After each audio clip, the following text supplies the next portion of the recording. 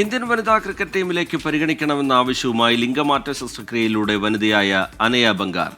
Medical certificate ചൂണ്ടിക്കാട്ടിയാണ് ICCയോടും BCCIയോടുമുള്ള അനയയുടെ ആവശ്യം.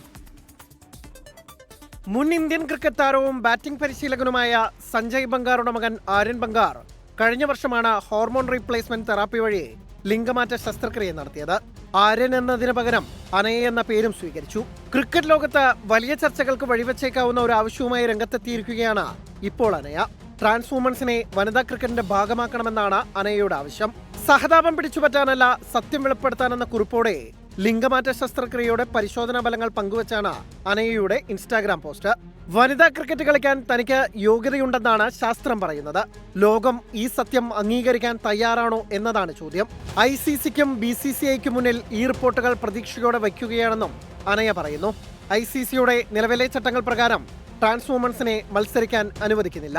കൃത്യമായ ചട്ടങ്ങൾ ഇല്ലാത്തത് ക്രിക്കറ്റ് ഉപേക്ഷിക്കാൻ പ്രേരിപ്പിക്കുമെന്നും നേരത്തെ അനയ പറഞ്ഞിരുന്നു. ജൂനിയർ തലത്തിൽ പ്രാദേശിക ടീമിനായി കളിച്ചിട്ടുള്ള അനയ ഇപ്പോൾ UK-യിലാണ് താമസം. ക്രിക്കറ്റ് ലോകത്ത് നേരിട്ട ചില ദുരനുഭവങ്ങളും അനയ നേരത്തെ തുറന്നു പറഞ്ഞിരുന്നു.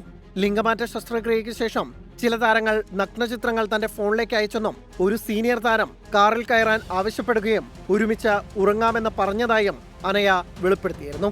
Sports desk 24.